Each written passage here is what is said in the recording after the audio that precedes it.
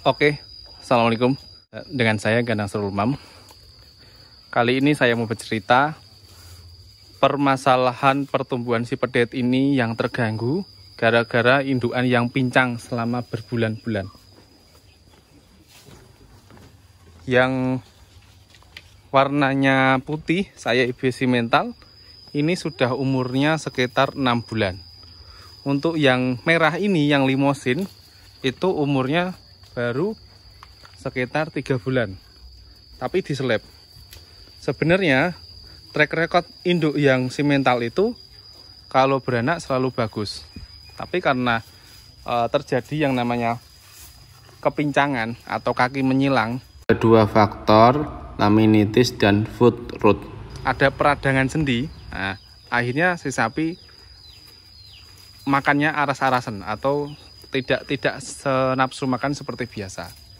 Dengan cara pakan yang tidak terjamin, otomatis nutrisi juga tidak tercukupi untuk pembentukan air susunya.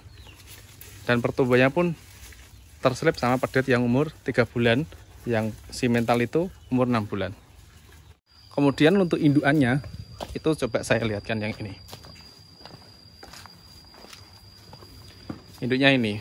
Tadi selesai saya IB. Dan kemarin selama pinten sasi, Pak? Sakitnya? Ye. 2 bulan, Dok. 2 bulan. Sekitar beliau cerita sekitar 2 bulan. Jadi ceritanya radang sendi kaki depan itu sakit. Kalau enggak sebelah putih, kanan atau kiri, Pak? Kiri. Sebelah kiri itu terjadi peradangan dengan disertai bengkak. Ketika saya raba seperti biasa yang saya tunjukkan di video-video saya yang lama, saya cek dari atas ke bawah, saya palpasi atau saya raba, itu ketemu tempat yang paling sakit itu di mana? Ternyata di situ. Nah, karena di situ itu terasa sakit, nyeri, akhirnya sapi kaki depannya disilangkan sebelah kanan. Nah, kayak seperti tadi. Karena apa? Karena tumpuannya diberatkan di sebelah kaki kanan. Karena sebelah kaki kiri agak diangkat gini. Nah, karena peradangan tadi, beliau tak suruh menyarankan sapinya sering dikeluarkan, ditaruh di tempat yang empuk. Oke, Pak, nggih? Nah, alhamdulillah selama 2 bulan perlakuan, sapi ini mau sembuh. Dan sekarang sudah tidak pincang lagi. Tapi efek sampingnya, karena pincang si sapi merasakan yang namanya sakit, dia itu makannya akan kurang. Karena makan pakan yang dimakan itu kurang, akhirnya sapi makin kurus. Sebenarnya badannya pertama kayak ini. Kayak ini ya, kita DBN oke. Nah, kayak yang sebelah kiri, paling kiri yang merah ini, alhamdulillah insya Allah posisi bunting 4 bulan insya Allah. Kata beliau nggak pernah birahi, moga-moga aja, tapi nggak saya PKB, jadi saya tidak bisa berani pasti membilangkan itu sapi itu benar-benar positif bunting. Dulu awalnya segitu, karena terjadi pincang akhirnya gini, balung tok. Sangat kurus. Dan efek samping berikutnya, karena sapi ini lagi menyusui, kebutuhan air susunya pun juga menurun. Dan ketika menurun, pedetnya juga terganggu. Karena pedet umur dari 0 hari sampai umur 3 bulan atau 4 bulan, itu masih akan ketergantungan yang namanya air susu dari indukannya. Ketika air susu dari indukannya kurang tercukupi, ada gangguan produksinya, otomatis si pedet juga akan terganggu. Karena dari umur 0 hari sampai 4 bulan, si pedet tidak mampu untuk makan yang namanya serat kasar secara utuh. Nah, karena air susu yang kurang, secara alamiah pedet itu akan berpikir untuk bagaimana caranya menyukupkan kebutuhannya. Akhirnya sebelum waktu umurnya, si pedet ini memaksakan diri untuk makan. Akhirnya perutnya buncit. Nah, dari belakang kelihatan toh buncit. Yang sana enggak. Sana perutnya bagus. Kenapa? Karena belum waktu umurnya si pedet ini sudah memakan serat kasar yang belum waktu mestinya. Karena rumen itu terbentuk ketika pedet umur 2 bulan lebih. Dan ketika 2 bulan lebih pun hijauan atau serat kasar yang dimakan dari hijauan pun tidak bisa langsung dicerna secara utuh, karena dari situ terjadi transisi antara kebutuhan dari air susu dari induknya menuju ke serat kasar hijauan. Kalau dari induknya ini misal tercukupi di bawah dari 40% atau 50%, otomatis si pedet akan berpikir gimana caranya dia untuk hidup. Dari gimana dia caranya hidup, dia akan cari makan.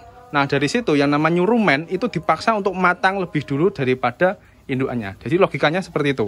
Kenapa sapi pedet itu bisa buncit? Nah, sampai lihat toh, kelihatan ini indukannya. Tapi terhitung masih bagus lah. Dan air susunya dulu setiap kali beranak pasti bagus karena kentongannya gede. Ada susune, ambingnya itu sama putihnya bagus. Tapi karena keterak yang namanya seperti itu dulu nih. Karena ini udah kebiasaan, tapi sekarang udah bagus, alhamdulillah udah sehat. Tapi karena si indukan terjadi gangguan seperti itu, makan juga tidak tercukupi, kebutuhan nutrisi tidak tercukupi, akhirnya baru umur 6 bulan sapi ini baru birahi. Begitulah. Jadi yang namanya penyakit itu ketika sudah masuk, Amit Pak, masuk di bagian kaki, itu pasti peradangannya sangat lama. Kalau sudah lama itu mempengaruhi semuanya. Kalau sudah mempengaruhi semuanya, apalagi nafsu makan, nutrisi apalagi tidak tercukupi, si sapi akan mundur waktu birah ini. Oke Pak? Nah, mau tutup mawon jagung aja. Jagung ini kan mulai tengandang.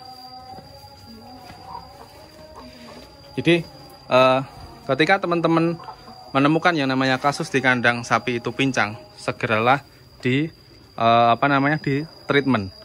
Beri Pak, ajak jagungan kok Pak. di treatment apa? Seperti yang beliau lakukan. Contoh riyen cerita mawon, dinapake mawon sapi ini sing kula saran riyen. Ya, dikasih kunyit, madu, sama telur. Setiap hari 2 kali. Terus sampai 3 minggu. Sampai 3 minggu. Ya. Terus onten kacake mboten kelihatan ada selisih lebih bagus ya? Onten kacake terus lanjut malah ngasih 2 minggu. Berarti terus, totalnya 5 minggu. Nggih, totalnya 5 minggu kan. Oke, berarti beliau saya sarankan memang tak suruh memberikan yang namanya kunir.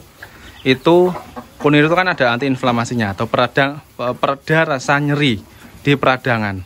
Nah, diterapi secara teratur pemberian selama 5 minggu. 5 minggu. Dan alhamdulillah selama 5 minggu kelihatan. Nah, sudah bisa jalan. Sudah bisa jalan. Maune mboten blas nggih? Blas pincang. Nah, nggih. Kakinya menyilang maune. Nggih. Selain diparingi kunir, dikasih kunir, napa malih sing riyen kula saranke yang dulu saya sarankan? Nggih, ditokke teng lemah niku maune. Kandang nggih. Jadi sapi ini dulu tak suruh saya kasih saran, saya kasih saran untuk ditaruh di luar, biar karena yang namanya peradangan itu sendi kan otomatis sakit ya Pak ya. Tak suruh taruh di luar di tempat yang lebih empuk, biar si sapi tidak terlalu kesakitan, Nah, tapi alhamdulillah saya. Niku Pak, selama sakit niku mame sudah ya? Nggih sudah mame. Mboten pati games lah. Ora bakune dami sing ijo sing enak lah mangane. Artinya gini, biasanya itu makan jerami yang nggak enak pun mau, tapi kalau selama sakit itu harus mintanya yang enak yang masih hijau, nggih. Nah, pedetnya nggih ora kayak biasane nggih. Pedet yang dikeluarkan juga nggak, pertumbuhannya juga nggak kayak biasane. Biasanya lebih bagus, luwih gede nggih. Nah, dan beliau tadi tanya sama saya mau dijual, katanya ya monggo mawon dijual, tapi nek saran saya memang untuk digemukkan dulu. Dan tadi sempat saya IB itu saya cek, ovariumnya sangat kecil, terjadi yang namanya penurunan fungsi dari ovarium. Kesuburan kandungannya kirang Pak. Mergi beberapa bulan sapine makme kurang, kesehatannya kurang, nopo malih ikut disambil karo mui. Ya, disambil sama menyusui. Otomatis nutrisi yang dimakan sama sapinya kurang, terus kesuburan kandungannya pun juga kurang. Nah, akhirnya nek misal ini tetap dipertahankan kudu dilemok kesek, ampun disuntik dulu. Tapi karena beliau tadi sudah memutuskan, nah misal lemu didol, ngoten nggih. Nah, gitu. Jadi kurang lebihnya kasus yang ada di lapangan, terutama di depan peternak itu, di teman-teman peternak itu, untuk selalu sabar dan telaten. ketika kita menemukan yang namanya peradangan atau foot rot atau laminitis dan sejenisnya, intinya pincang sapi di area persendian atau dimanapun tempatnya berada yang namanya pincang, apapun itu sebabnya, kalau kita tidak menelateni atau kita tidak merawat secara telaten setiap hari, kita perhatikan secara rutin, sapi itu tidak akan bisa langsung sembuh. Karena sapi pincang itu tidak seperti sapi demam, Pak. Sapi demam kita injeksi selama 1 minggu, kita perhatikan injeksi 2 kali misal, sering disuapin, insya Allah langsung kelihatan. Tapi kalau sapi peradangan di persendian atau pincang, itu prosesnya memang lama. Nah, kadangkala obat yang paling bagus pun, misal dari teman-teman kesehatan, kayak dari dokter hewan atau petugasnya teman hewan yang lain, misal memberikan yang paling bagus itu pengaruhnya itu paling cuma sebentar. Karena apa? Karena kebanyakan untuk peradangan itu ya tergantung masing-masing resep yang mereka pakai ya. Tapi kebanyakan yang untuk dicoba itu membantu meringankan.